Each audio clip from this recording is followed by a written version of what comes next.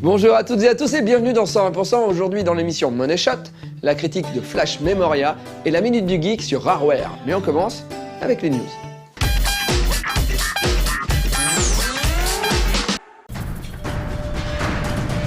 Une petite news rapide maintenant pour vous rappeler que Dragon's Crown sort incessamment sous peu chez nous sur PS3 et Vita.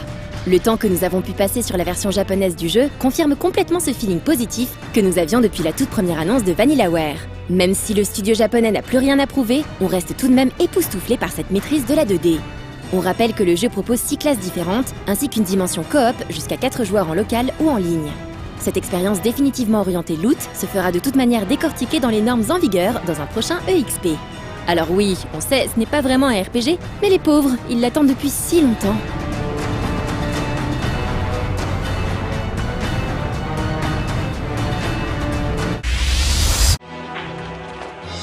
La licence Might & Magic continue de faire parler d'elle sous ses différents titres qui permettent à chaque fois d'explorer différemment le monde d'Ashan.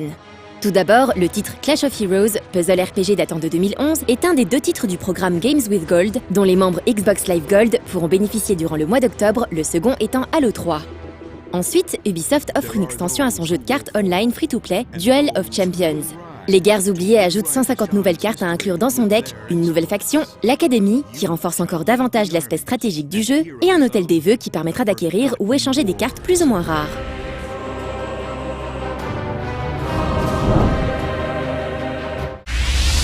L'univers X est un espace inhabité, de larges systèmes solaires connectés entre eux par des portails dimensionnels. C'est un univers créé et entretenu par le développeur allemand Egosoft depuis 1999. Le principe de ce jeu peut être résumé en quelques mots: commerce, combat, construction, réflexion. X-Rebirth est le 6e titre se déroulant dans cet univers, et comme son nom l'indique, il s'agit d'un reboot qui se veut accessible à un nouveau public qui n'aurait jamais tenté l'aventure auparavant. Cette fois-ci, la campagne solo se focalisera sur le sort de 2 jeunes humains. Le titre sort le 15 novembre et dans une longue vidéo d'une dizaine de minutes, le développeur présente une des mécaniques principales de son jeu, le commerce et l'extraction de ressources. À vous de voir si vous voulez jouer le jeu de l'offre et de la demande à la régulière ou si vous déciderez de booster l'économie de manière un peu plus musclée. Pas dénué d'ambition ni de contenu, les amateurs de jeux bac à sable dans l'espace seront sans doute ravis de l'expérience. Il faudra encore un peu de patience avant de se forger un avis définitif. Welcome aboard. Board computer ready to receive new command.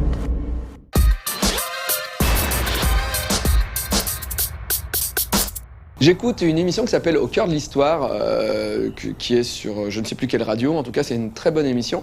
Et la dernière fois, c'était une émission sur Londres, et ils expliquaient il y a eu 2-3 lois absurdes qui restent à Londres. Enfin, ils avaient créé des lois qu'ils n'ont pas encore enlevées. Et c'était très très absurde. Et je me suis dit, mais tous les pays doivent avoir des lois absurdes. Et du coup, je suis allé sur Internet et j'ai regardé un petit peu. Et j'ai trouvé des lois vraiment débiles. Alors, qui ne fonctionnent peut-être plus aujourd'hui, qui ont été enlevées. En tout cas, des lois qui ont existé dans des constitutions. Donc, au Royaume-Uni, il y a une loi qui disait « Il est légal pour une femme enceinte d'uriner dans le casque d'un agent. Il est illégal de boire si vous possédez une vache. Il est interdit de mourir au Parlement sous peine d'être arrêté. » Alors, celle-là, je l'aime beaucoup. Un homme peut uriner en public, mais uniquement sur la roue arrière d'un véhicule motorisé sur lequel il aura préalablement posé la main droite. Alors, je pense que si le mec c'était la main gauche et les flics arrivaient, le tabassaient, enfin bon, voilà. À Liverpool, il est illégal pour une femme de travailler seins nus, sauf si elle est employée dans un magasin de poissons tropicaux. Je ne comprends pas. Si quelqu'un a une explication, je ne comprends pas. Il est illégal de tuer un Écossais dans les murs de l'ancienne ville de York. Ah pardon, excuse-moi, merci Alex. Il est légal de tuer un Écossais dans les murs de l'ancienne ville de York, nord de l'Angleterre, seulement s'il porte un arc et des flèches. À l'exception des carottes, la plupart des marchandises ne peuvent être vendues le dimanche. Et ça, c'est en Angleterre. Alors je sais pas, aller sur les marchés pour savoir s'ils peuvent vendre autre chose que des carottes. Voilà. Money Shot, c'est maintenant. Bienvenue dans ce nouveau numéro de Money Shot. Cette semaine, c'est le drame. Un drame policier avec Prisoners et une comédie dramatique avec Inside Llewyn Davis. Denis Villeneuve est un cinéaste canadien qui n'est pas encore très connu, mais qui risque d'exploser d'ici très peu de temps. Après s'être fait remarquer il y a 2 ans avec son précédent film acclamé par la critique, Incendie, et en attendant son intrigant Enemy, qui devrait sortir l'année prochaine, Villeneuve revient avec un drame policier intitulé Prisoners. Le film se situe dans la banlieue de Boston, où 2 fillettes vont mystérieusement disparaître. L'inspecteur Loki est chargé de l'enquête, et ses soupçons tournent rapidement autour d'un jeune homme, Alex Jones. Mais faute de preuves tangibles, celui-ci est relâché, ce qui déclenchera la fureur de Keller, père de l'une des deux jeunes filles. Alors que les jours passent, l'enquête piétine, les espoirs de retrouver les enfants s'amenuisent, et l'inspecteur Loki fait tout pour retrouver le ou les coupables avant que Keller, aveuglé par la douleur, ne commette l'irréparable. Pour son premier film en langue anglaise, il s'offre une très belle distribution, puisque l'on retrouvera Hugh Jackman, Jake Gyllenhaal, Terrence Howard, Maria Bello, Viola Davis, Melissa Leo et Paul Dano. La bande-annonce de Prisoners titille la curiosité par un ton très sombre et une ambiance qui a l'air extrêmement tendue. De plus, il semblerait que Jake Gyllenhaal et surtout Hugh Jackman y livrent une prestation vraiment intense. Déjà sorti aux USA, Prisoners effectue un joli démarrage en salle. Mais il reçoit surtout d'excellentes critiques, à la fois de la presse, mais aussi des spectateurs, et franchement, on a vraiment envie de vérifier leur dire. On n'aura pas beaucoup à attendre, puisque Prisoners sortira la semaine prochaine, soit le 9 octobre 2013. Happy Thanksgiving! Happy Thanksgiving! Can I take Joy to our house? Wear a hat, please. You're just getting over a cold.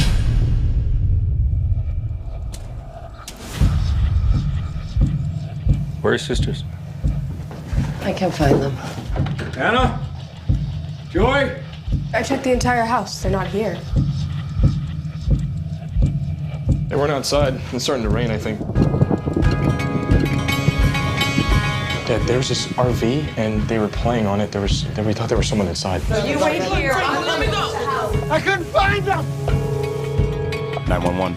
Detective Loki. Do you have children, detective? I'm gonna find your daughters.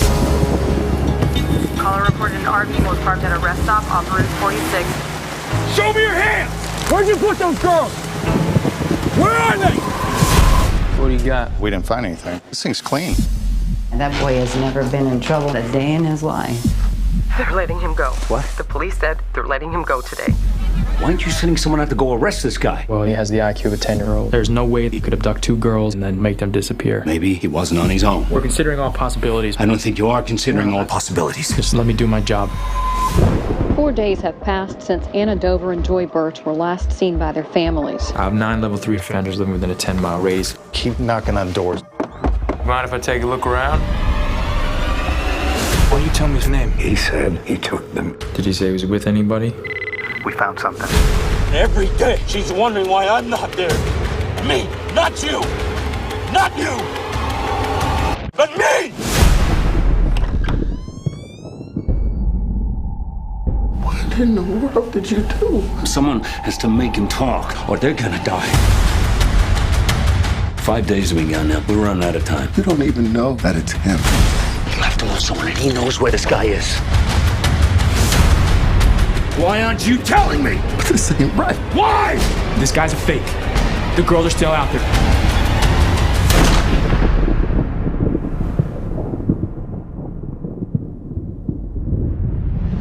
Ça faisait un moment qu'on n'avait pas eu droit à un nouveau film des frères Cohen.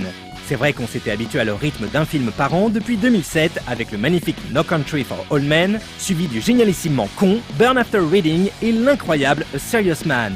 Malheureusement, leur dernier film, True Grit, sorti en 2010, nous avait laissé sur notre faim, car malgré sa sublime réalisation, on peut dire merci à Roger Deakins pour la fantastique photo du film, et des dialogues finement écrits et interprétés, on n'était pas vraiment passionné par un récit peut-être un peu trop classique. Peut-être en attendions-nous trop après avoir vu les superbes bandes annonces. Toutefois, les frères Cohen reviennent enfin, après 3 ans d'absence, avec Inside Llewyn Davis. L'histoire se déroule durant un hiver rigoureux sévissant à New York dans les années 60.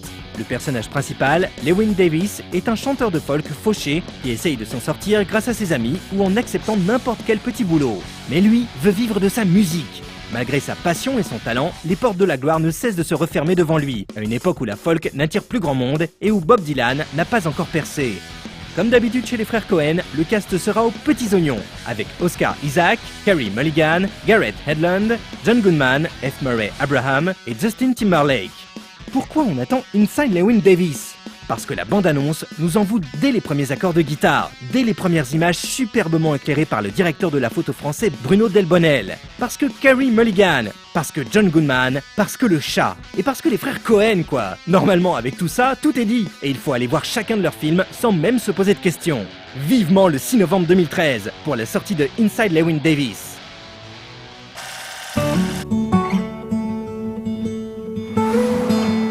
What'd you say you played? Folk songs. Folk songs. Solo act? No, I had a partner. Threw himself off the George Washington Bridge. George Washington Bridge? You throw yourself off the Brooklyn Bridge, traditionally. George Washington Bridge. Who does that? If I had wings like Noah's dove, I'd fly the river. Explain the cat.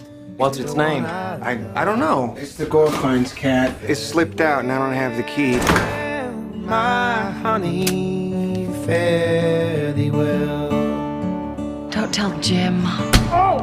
Obviously. Well, I had a man strong and tall. He moved his body like a cannonball. Well, fare thee well.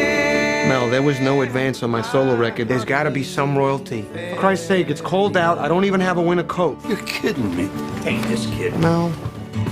I remember one evening in the pouring rain, and in my heart. Do you ever think about the future at all?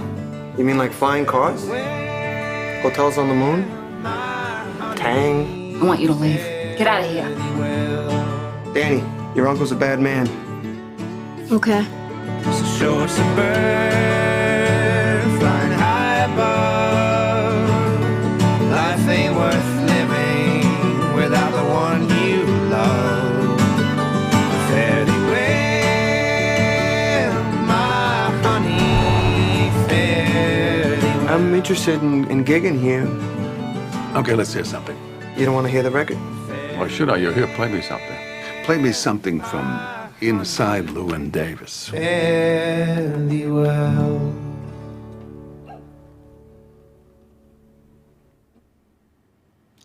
Okay.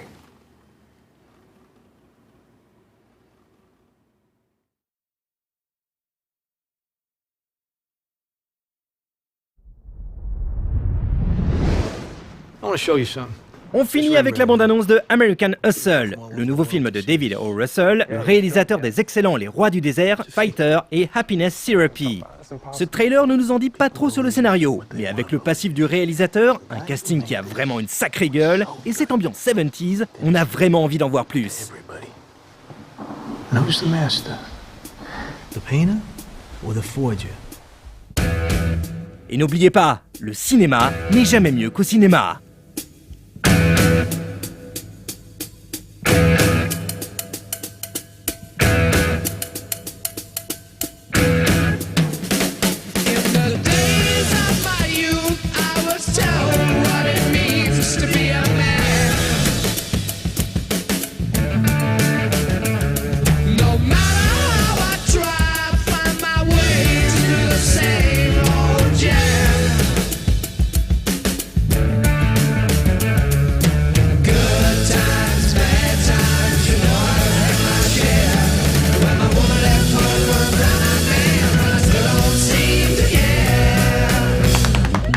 To a new era.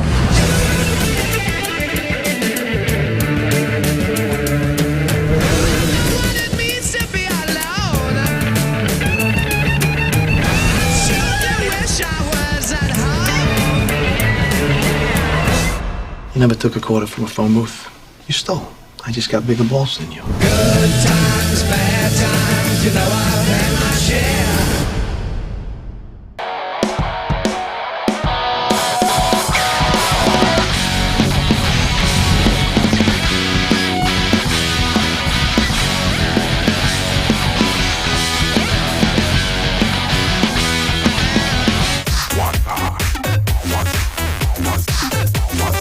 Il n'y a pas que le Royaume-Uni qui a des lois absurdes, la France aussi. Par exemple, en France, on avait une loi qui disait que les femmes n'ont pas le droit de porter des pantalons, sauf si elles sont à cheval ou à vélo. Il y a une autre loi, j'aime bien elle. La loi du 26 Brumaire an 9 de la République dispose que toute femme désirant s'habiller en homme doit se présenter à la préfecture de police pour en obtenir l'autorisation.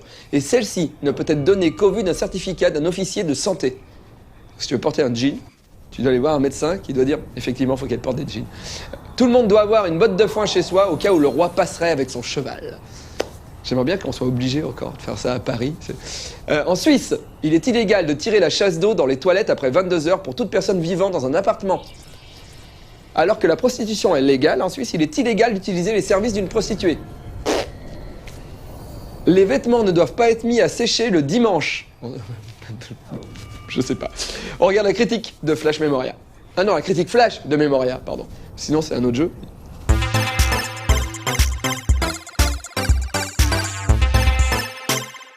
So, are you ready?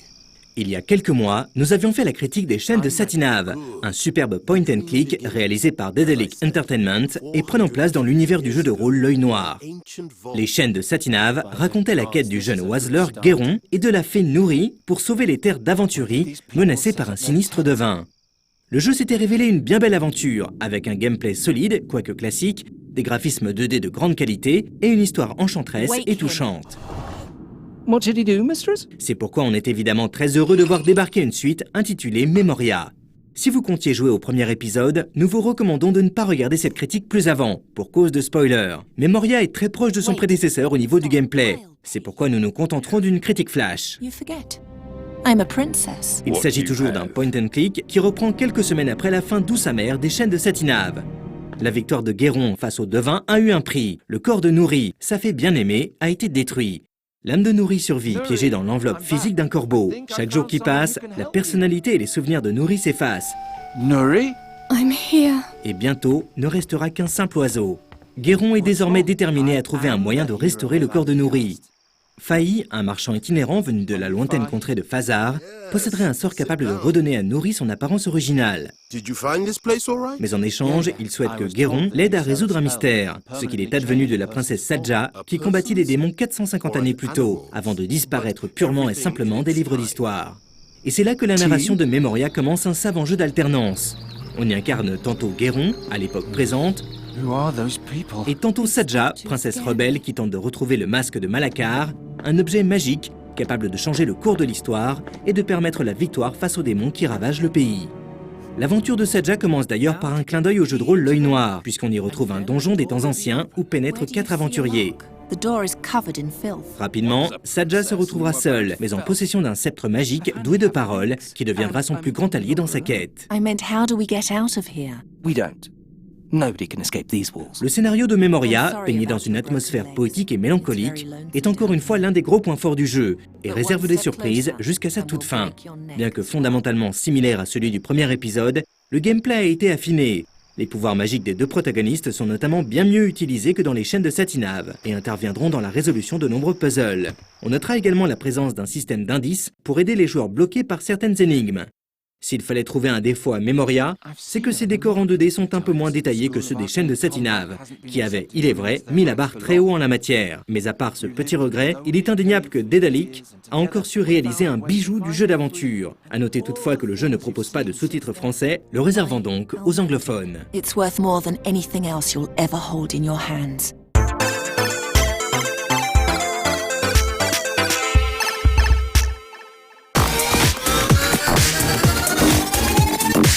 On continue avec des lois absurdes, maintenant on est en Allemagne. La loi dicte qu'on doit pouvoir voir le ciel dans tous les bureaux, même si c'est juste un petit peu. En France, on aimerait bien avoir ça à Paris. Un oreiller peut être considéré comme une arme de type passif. Il est illégal pour les voitures d'avoir une patte d'essence sur l'autoroute. En Italie, à Milan, une loi impose d'arborer un visage souriant en toutes circonstances, excepté pour les obsèques et aux visites à l'hôpital. Et alors, je l'aime beaucoup celle-là, en Italie, la profession de charlatan est totalement interdite. Après, il faut savoir, voilà. Hein. En Grèce, tout jeu électronique doit être banni. Ah, je ne sais pas d'où vient cette loi. Voilà. Moi, je sais un peu. Tu sais ? C'était à l'époque, quand il y avait des machines à sous et des flippers, c'était cette loi qui est restée longtemps, et les gamers en Grèce qui jouent aux jeux vidéo se rendaient compte, au bout d'un moment, je crois qu'il y a eu un mouvement, ils disaient « Ah putain, c'est illégal ce qu'on fait », et ils ont fait pression. D'accord, c'était à cause des bars, qu'il y avait des machines à jeux cachées en fait, dans des flippers ou dans des petits trucs. C'est un truc comme ça d'après mes souvenirs. D'accord, ok. Mais ça, genre, ils en avaient parlé, ouais, effectivement, de cette loi absurde. Donc on peut pas jouer à GTA V en Grèce. Voilà. Danemark, il est interdit de démarrer une voiture si quelqu'un se trouve dessous. Je trouve que c'est important d'avoir une loi qui dise ça quand même, parce que c'est vrai que de nous-mêmes, on n'est pas sûr. Chine, à Hong Kong, une femme peut tuer son mari adultère, la loi l'y autorise, mais elle ne peut le faire qu'à main nue. Voilà, donc des fois c'est raté. La minute du geek sur Rareware.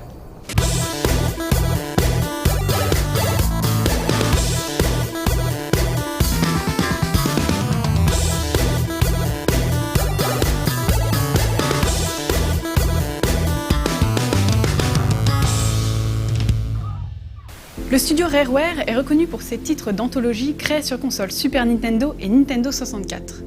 Mais en fait, l'aventure commence dès la fin des années 70 dans une ville anglaise. Trois compères, les frères Stamper ainsi que John Lasbury, décident d'y fonder leur première société, HB Computers and Graphics. L'entreprise était alors en charge de la commercialisation, de la conversion et de la réparation de bornes d'arcade, mais cette activité ne dura que quelques mois, car les deux frères voulaient en fait créer leur propre jeu. Ils adapteront dans un premier temps Space Invaders, puis via une nouvelle société nommée Ultimate Play the Game, ils créeront Jetpack. Ce jeu s'imposera sur le micro-ordinateur ZX Spectrum avec pas moins de 333 000 exemplaires écoulés en 1983. Pour l'époque, le chiffre est plutôt impressionnant, car il représentait 33% de part de marché. Fort de ce succès, Ultimate va alors pouvoir se lancer dans divers projets. Fin des années 80, Nintendo annonce l'arrivée d'une nouvelle console désormais 16 bits, la Super NES. Alors qu'un rapprochement s'engage entre les deux sociétés, une subdivision à Ultimate est fondée en juin 1986 sous le nom de Rareware. Même si quelques succès commerciaux furent au rendez-vous sur la génération précédente, la nouvelle entreprise n'amorce pas la transition avec une santé financière optimale. C'est après plus d'un an de travail que sortira sur la fameuse Super NES le visuellement flamboyant Donkey Kong Country. Le jeu s'écoulera à 9 millions d'exemplaires. Puis, avec l'arrivée de la N64, Rareware deviendra la première société non japonaise à se lancer dans un partenariat économique avec Nintendo, qui deviendra finalement actionnaire majoritaire en 1995. Commence alors l'âge d'or de l'entreprise. D'abord avec GoldenEye, preuve que le genre du FPS n'était pas chasse gardée du PC, puis avec Banjo-Kazooie, sa suite Banjo-Tooie, Donkey Kong 64, le premier jeu utilisant le rajout de mémoire pour la N64, Diddy Kong Racing, plus audacieux qu'un Mario Kart 64, et puis Jet Force Gemini, Perfect Dark ou encore l'OVNI Conker's Bad Fur Day.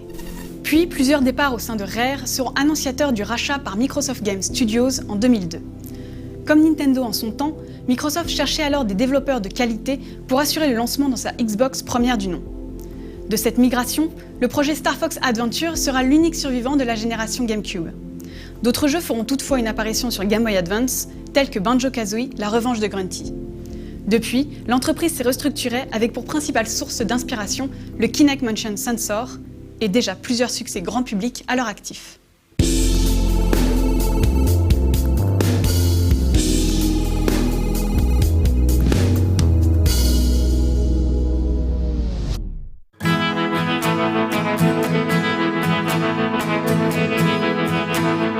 Je termine avec la loi la plus cool, elle vient d'Indonésie et c'est la masturbation est punie par décapitation. Voilà, de quoi se faire sauter le bouchon. Alors, j'ai découvert toutes ces lois sur vadeker.net. Il y en a d'autres, il y a d'autres sites, mais c'est là-dessus que j'ai trouvé la plupart. Voilà, je dédicace à Annonay samedi et venez voir mon spectacle, il est cool, c'est à la Nouvelle Scène et c'est tous les mardis à partir de 20h. Pika pika ni hikatta juu de dekireba boku no yutsu wo uchi taoshi